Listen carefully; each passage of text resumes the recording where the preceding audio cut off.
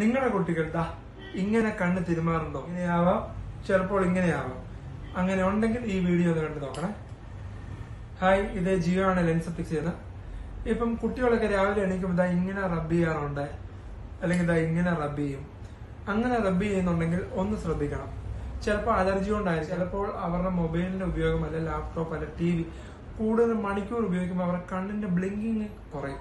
അങ്ങനെ വരുമ്പോൾ നമുക്ക് കണ്ണിന് ഡ്രൈ ആവും. അങ്ങനെ വരുന്നതുകൊണ്ടാണ്, ഈ ഡ്രൈനെസ് വരുന്നതുകൊണ്ടാണ് ചിലപ്പോൾ ഇങ്ങനെ റബ്ബ് ചെയ്യാനുള്ള സാധ്യത കൂടുതൽ.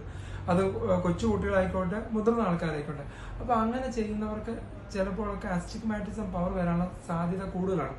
എന്റെ ഒരു എക്സ്പീരിയൻസ് ഞാൻ കണ്ടിടത്തൊക്കെ എല്ലാവർക്കും അസ്റ്റിഗ്മാറ്റിസം പവർ ഉണ്ട്.